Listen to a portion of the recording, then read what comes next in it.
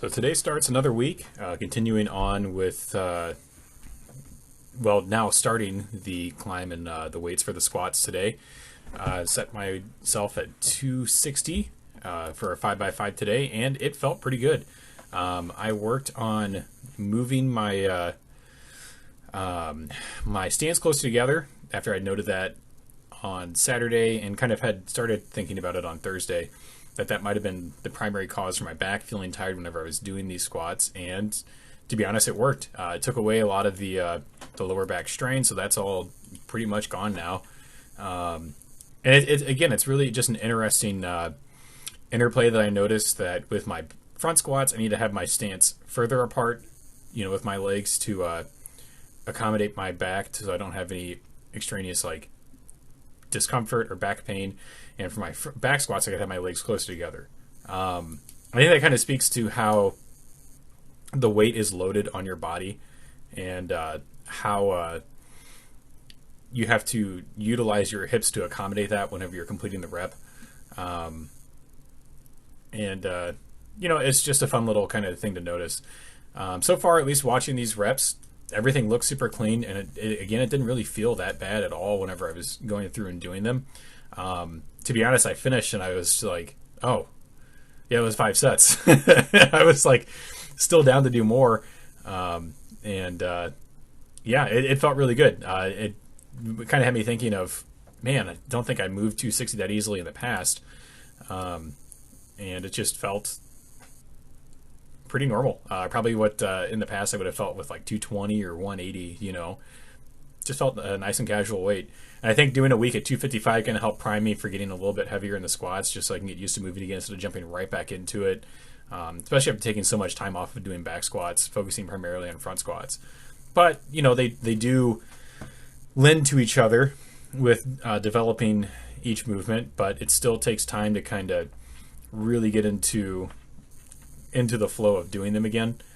And I think I'm going to do these until I hit about 315, so about 2 more weeks, and then deload and start moving from there. I think, just kind of spitballing, but if I can get to a point to where I can do 350 or 360 on a 5x5 with my back squats, I will be in a good position to be able to do a 400-pound back squat, but 2, even higher than 400. So I'm probably going to hold off on doing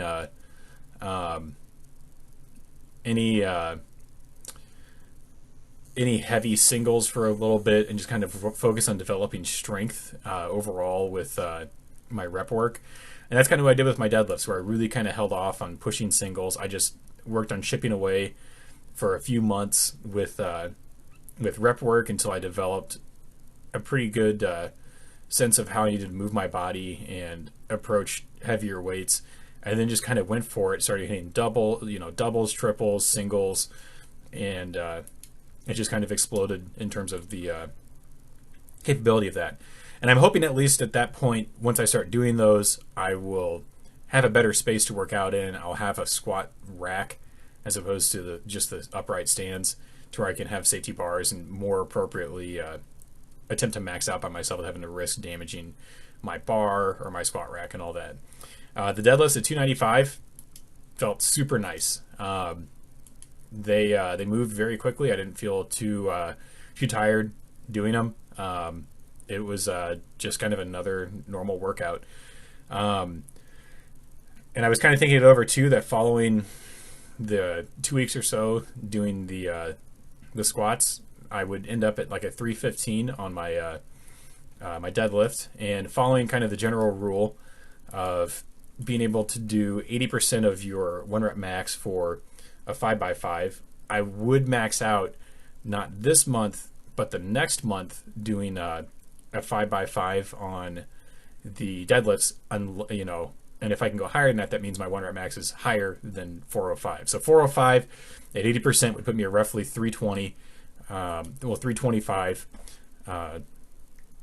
and if I can accomplish that and keep going, then I know that I'm in a position to pull heavier than what I've done before, and I just need to work on my I've got the strength for it. I just need to work on my power off of the floor. So that's where the axle bar deadlifts and the trap and the deficit deadlifts come in, handy with doing that. I'm, trying to debate how I want to approach increasing the weights on those, because I don't want to have my deficit deadlifts too close to my actual rep work. Right now, I would be doing. Well, I did 260 last week and 285. You're 260 on the deficits and 285 on the conventionals. And if I were to follow that, I'd be looking at 270 and 295. 25 pounds difference isn't that bad, but I think I might just keep it at like 265. Ideally, I know in best practice it's usually about like 75% of your rep work that you're doing should be your deficit deadlifts, and I'm quite a bit over that right now. If I were to follow that principle, I'd be looking at somewhere in the ballpark about like 220 with my deficits, but it's not. And at least where it is helping with develop my positioning and my strength off the floor. You can my activation. I'm not pulling the reps until my hips are locked in and I can feel my activation in the hamstrings and the hips. So overall, my strength in the deadlifts is getting substantially better at the beginning of reps than it has been in the past. And those are definitely helping. I'm just debating if I should slowly build those up, like 5 pounds per week, just given, how the percentages would work until it slowly catches up to where it should be. Or if I should just kind of roll with it and figure out where it starts getting a little difficult, maybe start doing singles on those. So it's just kind of things to play with and figure out how I want to approach that and develop my strength in those. But right now it's just kind of something to do in the background, well, not in the background, but just kind of another exercise to do that's not my primary focus. Right now, I'm kind of focusing things on developing my bench press. So today, kind of following that arm circuit I did the other day, decided to do 2 chest workouts, one with doing dumbbell presses. I did 2 sets at 40 pounds and then 2 sets at 42 and a half. Again, the change plates are probably one of the best investments I've ever made for my home gym, just being able to utilize dumbbells more effectively. Because sometimes it's a big jump to go up 5 pounds on them, and being able to go up 2.5 is a bit better in terms of distribution, with like the increase of the weight for that lift, just because it's percentage wise 5 pounds on 40, on a 40 pound lift is adding like 12% to it. So 6% is a bit more reasonable, and it's just kind of helpful to be able to increase it a little bit at a time until I get more and more strength in the movement. But outside of that, doing the 2 sets at 42 and a half was surprisingly pretty easy, especially after how much I struggled to get that initial 4 sets at 40 pounds down, and managed to cruise through the 4th set at 42 and a half last week. So I'm gonna on Saturday try doing all 4 sets at 42 and a half and see how that goes. I may not finish all 4 of them, but I'm pretty confident I can finish 3. And the 4th might end up being in a position where I was stuck on the 40 pound rep work, and just slowly work until I can get that solid, and just kind of go from there. So it's nice to see some progress in that and kind of getting some strength back there. I am thinking I probably need to go pick up more plates just because I can comfortably fit about 57 and a half pounds per dumbbell. And that'll last me quite a while. And, with being able to develop that movement, but it is going to hit a point to where I am going to start maxing that out. So I can either get more 10-pound plates or more 5-pound plates. I'm not sure which one I want to lean towards, because it has to do with like the size of the dumbbell relative to where I'm holding it and the exercise, just because the 10-pound plates are kind of wide, in terms of like how big they are on the dumbbell. I don't know. It's just something I was thinking about. Switched over to doing some dumbbell flies. So did 20 pounds for the first set. Just something nice and easy to just kind of feel that out and see how the movement went. I did, I think, 1 or 2 sets at 20 pounds, and then did one at 22 and a half, and then the last set at 25. I might have done 2 at 22 and a half. We'll see in just a second once I get there. But I just wanted to kind of work on a different portion of the pec and the delts, with this to kind of help complement the press work. Just kind of build up a little more overall size and strength in the muscle. Okay, so I did 2 sets of 22 and a half. Just to, just get a little bit more activation and growth with it. And it wasn't too bad. I did feel a little bit of strain on the insertion points between the pecs and the front delts, but I think that's just, again, the muscle is not used to being worked out the way that I'm doing it, and so it's going to be a little bit to kind of get it into position with that. Yeah, I mean, overall, it was a fairly good workout. Adding this into it, definitely a good mix, and I think I'll probably keep that this way for a couple weeks with these two, and then maybe I'll add a third and change things up on my Saturday workouts with chest to give myself some variety and different approaches to utilize these muscles so it doesn't get too stale. One thing that I did forget to mention is that I had insane activation of my glutes and my hamstrings during my squats and my deadlifts. My glutes especially during my squats, and that was with, I think, again, bringing my feet closer together, and so it really benefited that movement to be able to utilize such a huge component of the glute ham complex, the legs and the lower back, to be able to just get that weight up.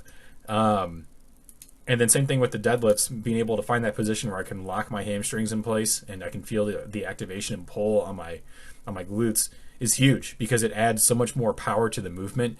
And if you're missing that, you're losing a large portion of your potential power output that you can do with that. So it is nice to be able to finally, I've said this several times, but to be able to finally activate that, or to finally activate the muscle's property, but to be able to really hone in and know how to properly activate and utilize that is huge. And getting to a point where I can do it without thinking about it, just because it becomes routine, is my main goal right now. And it has been getting more and more routine with just being in a position to activate those.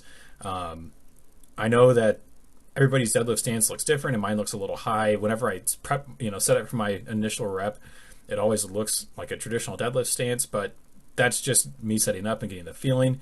You'll see me rise and lock my hips in. It's just something you have to find on your own and kind of figure out what's the best way for you to do the exercise. And that's kind of what a lot of this is about, especially with like adding in dumbbell presses and chest flies and doing a full day of triceps and biceps, trying to figure out what it is that I'm deficient in with my bench press and be able to utilize that. It would probably, I could train bench and grow my bench press, but I feel like whenever I train bench, I always end up with pain in my right shoulder. So I want to prepare my triceps and prepare my chest to be able to bear the majority of the weight before it has to transfer onto the shoulders and cause any issues. And I think that's something that's been missing in my training in the past, where I've just been training bench, because bench is just a very stressful and damaging exercise if done improperly. So I really want to build up overall strength around the muscles first, and then develop that motion for bench. I'm thinking I'll probably keep this up for a couple more months with just kind of building up strength, and see where it gets me with the dumbbell presses and various tricep and bicep exercises to kind of build up everything there. And then I'll start pushing some bench, actual bench press, and kind of go from there.